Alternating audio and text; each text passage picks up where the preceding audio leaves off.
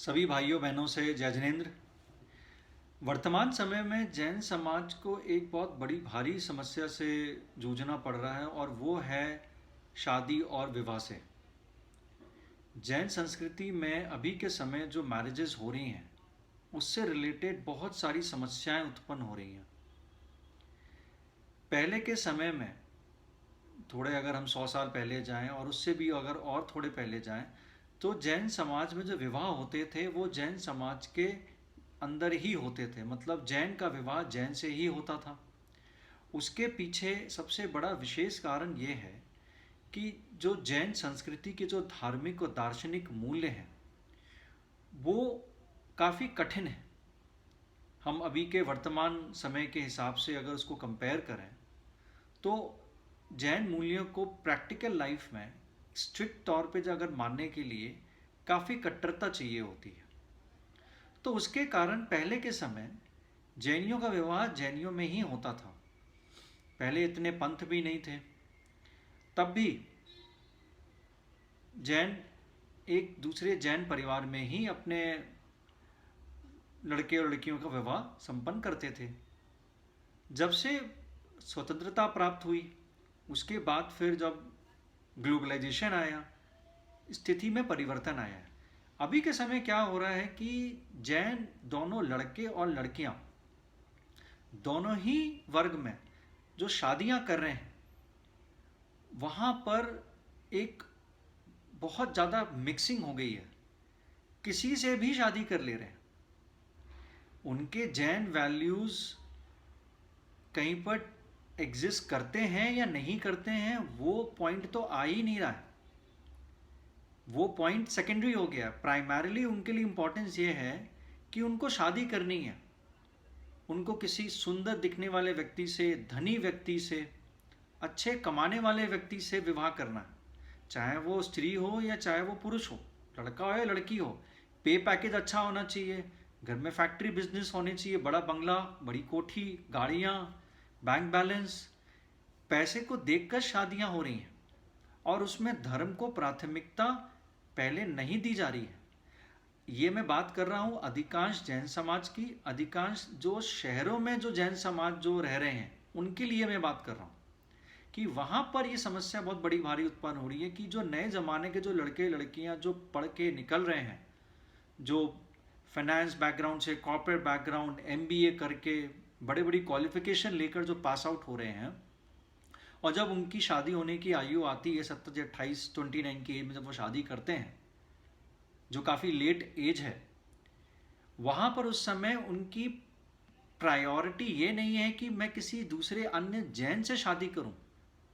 उनकी प्रायोरिटी है मुझे अपने ही लेवल का कोई सिमिलर स्टैंडर्ड का लड़का या लड़की चाहिए, दिखने में अच्छा हो, सुंदर हो, टॉल डार्क का मतलब दिखने में लड़के हैं या लड़की हो, दिखने में अट्रैक्टिव पर्सनालिटी होनी चाहिए, और साथ में फिर उनका पे पैकेज, उनके घर की जो आर्थिक स्थिति है वो बहुत अच्छी होनी चाहिए। Mean they should be rich. तो एक जैन दूसरे रिच जैन से ही शादी करना चाहता है, हाईली क्वालिफाइड जैन से ही शादी करना चाहता है। अच्छा, यहाँ पर बात जैन तक भी नहीं है। यहाँ विषय ये आता है कि उन्हें सिर्फ जैनियों से नहीं शादी करनी, वो किसी से भी शादी कर रहेंगे। इसमें उनका सपोर्ट उनकी पूरी फैमिली कर रही है।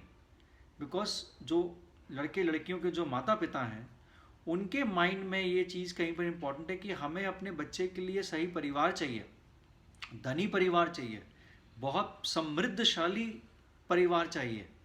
उसके लिए अगर वो नॉन जैन हैं, उनके घर में मान लीजिए अगर सात्विक वैल्यूज़ भी नहीं हैं, तब भी मैं देख रहा हूँ, जो मैंने शोध करा है इस विषय के ऊपर, वहाँ पर ये निकल के आ रहा है कि बड़े शहरों में तो ये होने लग गया और बड़े नगरों में भी हो रहा है कि वहाँ पर विवाह किसी से भी वो करने को उतारू हैं, चाहे वो जैन वैल्यूज़ माने या ना माने।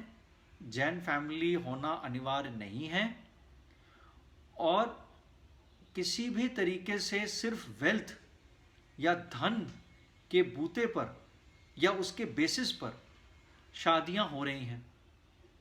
जब लड़के या लड़कियां, मान लीजिए लड़की अगर कोई जैन परिवार में आ रही है, कोई नॉन जैन लड़की, या कोई मान लीजिए लड़की विवाह होकर नॉन जैन परिवार में जारी है, या कोई लड़का अगर मान लीजिए नॉन जैन आपस में इंटर एक्सचेंज कर रहे हैं अलग अलग कम्युनिटीज़, तो वहाँ पर जैन वैल्यूज़ को, जैन संस्कारों को, नियमों को ताक पे रखा जा रहा है, उसको इम्पोर्टेंस नहीं दी जा रही है।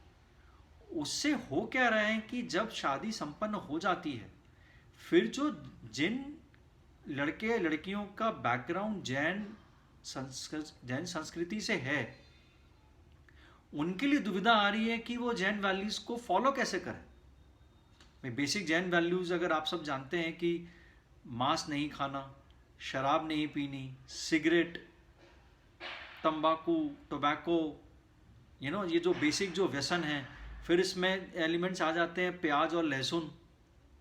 अभी भी बहुत से जैन हैं जो ये नहीं खाते हैं, ज़्यादातर नहीं खाते हैं घरों में, बाहर भी अवॉइड करते हैं, घरों में नहीं उनके बनता है। अब शादी कर ली है, तो अब जिस शादी होके जिस घर में गए हैं, मान लीजिए ठीक है किसी तरह वेजिटेरियन है वो, लेकिन वेजिटेरियन है घर में, लेकिन खाने में क्या बन रहा है जो नॉर्मली जैन फैमिलीज़ में नहीं बनता है। बैंगन, रेगुलर बैंगन हो गए, प्याज, लहसुन, गोभी, ऐसे बहुत से जैन फैमिलीज़ में फूल गोभी नहीं खाई जाती है घरों में। और भी बहुत सारी चीज़ें हैं। बहुत से ऐसे फैमिलीज़ हैं जो वेजिटेरियन होती हैं, जो नॉन जैन्स हैं, लेकिन उनके यहाँ पर अंडा होता है।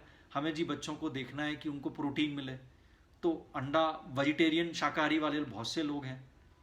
फिर कभी कभार घरों में बियर पी लेते हैं, वाइन पी ली, कभी बहुत कोई पार्टी हुई तो चलो वाइन ले लेते हैं, शैम्पेन ले लेते हैं। इस तरीके का कल्चर नॉन जैन फैमिलीज़ में अधिकांश समय हमें महानगरों में और बड़े नगरों में देखने को मिलता है। अब ये जो जैन वहाँ शादी करके तो पहुंच गए, अब वहाँ पर ये एडजस्ट नहीं कर पाते।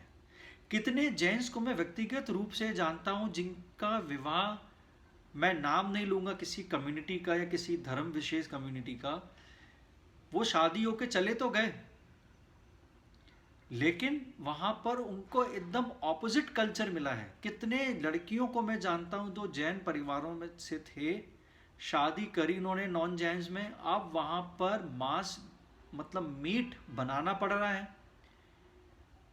खाती नहीं है, बहुत जगह मैंने जो देखा कि खा तो नहीं रही है, लेकिन बनाना पड़ रहा है, प्रिपरेशन करनी पड़ रही है, खरीद के ला रहे हैं। तो बताइए इसमें बचा क्या? सब कुछ तो आपने कर ही लिया। तो अब जब उनसे पूछो कि ऐसा क्या है, तो वो कहते हैं भाई हम क्या करें, हम क्या डिवोर्स ले लें, बच्चे हो गए हैं, परिवार बन गया है, अब हम क्या करें, हम फंस गए हैं, हमें लगता है कि हमने गलत डिसीजन लिया। ये एक, मैं बताऊं ये आपको, ये स्ट्रे इंसिडेंट नहीं है कि सिर्फ ये एक या दो फैमिलीज की बात है। ये प्रॉब्लम बहुत बड़े लेवल पे विकसित हो चुकी है। युवा जैन लड़के लड़कियों के अंदर मानसिकता यह है कि उनके लिए जैन धर्म या जैन दर्शन, जैन संस्कृति प्रथम प्राथमिकता नहीं है। जब वो विवाह करने जाते हैं, उनके लिए प्रथम प्राथमिकता है सामने वाले व्यक्ति का व्यक्तित्व क्या है, वो कितना क्वालिफाइड है, उसके पास धन कितना है, बैंक बैलेंस कितना है, घर के पास कितनी वेल्थ है, घर के पास प्रॉपर्टी है या नहीं है, जमीन जायदाद, फ्लैट्स, मल्टीपल फ्लैट्स, प्लॉट्स, ये सब चीज़ें हैं या नहीं है। अगर ये बिलोंगिंग उनके पास नहीं है तो वो रिलेशनशिप या शादी नहीं करते हैं। मैं उस पॉइंट को हाईलाइट कर रहा हूँ। यहाँ पर मैंने सिर्फ जैन लड़कियों की बात नहीं कही, मैं यहाँ पर उल्टा भी ये भी कहूँगा कि जो जैन लड़के जो नॉन जैन में शादी कर रहे हैं और जहाँ पर नॉन जैन लड़कियाँ जैन फैमिलीज में आ रही हैं, वहाँ पर फिर वो जैन वैल्यूज़ को मानने, दे आर टेलिंग कि हम नहीं मानेंगे, क्योंकि आप किसी को फोर्स नहीं कर सकते हैं जैन वैल्यूज़ को मानने के लिए। ये एक बहुत नॉर्मल सी चीज़ है। आप कैसे किसी को कह सकते हैं कि भाई फोर्स कर सकते हैं कि भाई आप शादी कर लिए, अब हमारे वैल्यूज़ को मानो। तो ये एक बड़ी भारी समस्या उत्पन्न हो रही है जैन संस्कृति के अंदर, जहाँ पर नॉन इंटर रिलीजियस शादियाँ जो हमारे समाज में हो रही हैं, उससे जैन समाज को बहुत डैमेज हो रहा है। और उसी डैमेज को हाईलाइट करने के लिए मैंने ये फर्स्ट वीडियो बनाया है। अभी टाइम हो गया है अराउंड 10 मिनट का, मैं इससे ज़्यादा इस वीडियो को लंबा नहीं करना चाहता हूँ। इस सब्जेक्ट के ऊपर आगे और मल्टीपल सीरीज़ ऑफ वीडियोस बनानी होंगी, क्योंकि ये सब्जेक्ट बहुत कॉम्प्लेक्स है।